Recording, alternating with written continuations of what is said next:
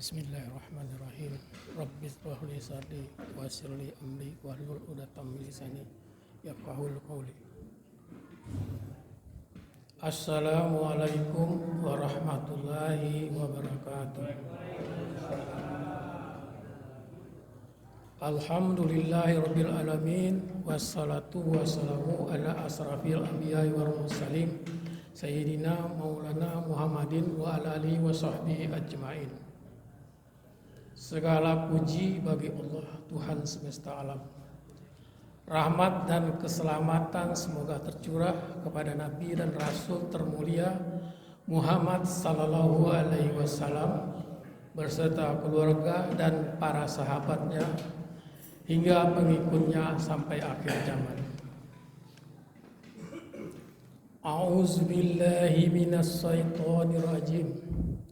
Ya ayyuhallazina amanu kutiba alaikumusiyam kama kutiba alal ladzina min qablikum la'allakum tattaqun. Jamaah yang dirahmati Allah, puasa adalah ibadah yang agung hanya untuk Allah dan Allah sendiri yang akan membalasnya. Allah berfirman dalam hadis qudsi yang artinya, setiap amalan anak Adam itu pahalanya adalah untuknya, kecuali puasa. Karena puasa itu untukku dan akulah yang akan memberinya ganjaran padanya secara langsung. Hadis riwayat Bukhari. Para ulama memberikan penafsiran atas hadis ini dengan beberapa makna, diantaranya: pertama, pahala atas semua amalan selain puasa akan diakumulasi oleh yang bersangkutan yang bisa dijadikan sebagai tebusan atas kisos antara dia dengan orang-orang yang dizalimi. Bila ia memiliki sifat zalim, maka orang-orang yang ia zalimi akan menuntut ia di hari kiamat kelak dengan mengambil beberapa amalan kebaikan atau pahalanya. Setiap orang pada hari kiamat kelak datang dengan membawa pahala amalan-amalan soleh. Bila ketika di dunia orang tersebut ternyata telah mencela orang lain atau memukulnya atau memakan harta orang lain secara lazim, maka pahala-pahala yang telah dikumpulkannya akan diambil darinya dan diberikan kepada orang-orang yang ia zalimi.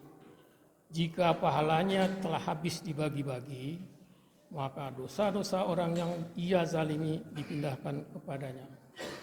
Di sisi lain, pahala ibadah puasa memiliki keistimewaan bukan untuk yang bersangkutan yang akan ditukar tambah dengan dosanya terhadap orang lain.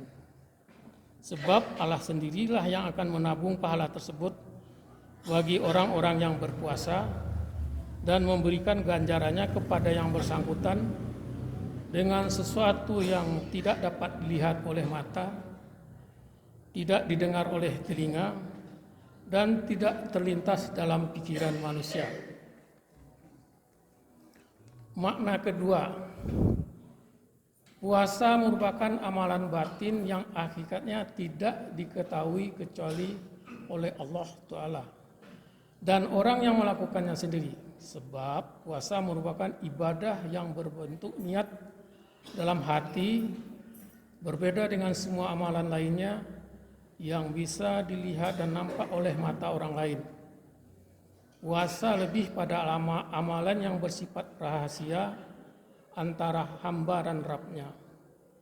Meninggalkan hawa nafsu dan makan semata-mata karena Allah merupakan amalan batin dan niat yang tersembunyi, tidak diketahui kecuali oleh Allah Ta'ala.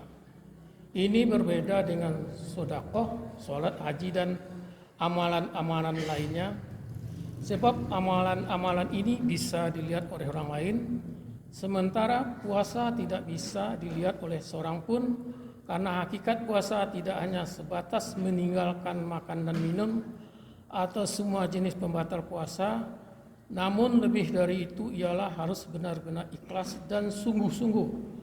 Dan ini tentunya tidak bisa diketahui kecuali oleh Allah Subhanahu wa taala.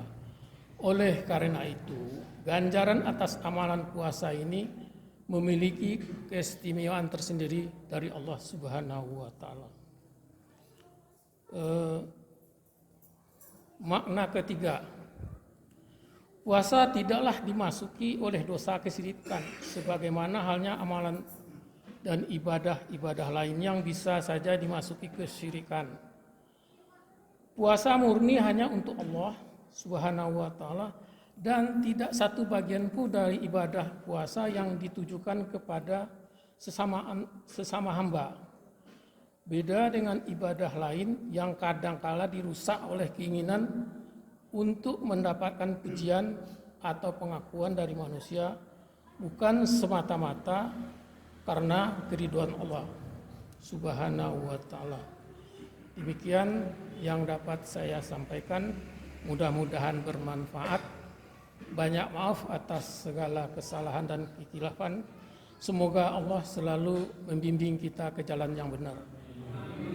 Aqulu qauli hadza wa astaghfirullahu li wa lakum fastaghfiru innahu wal ghafurur rahim.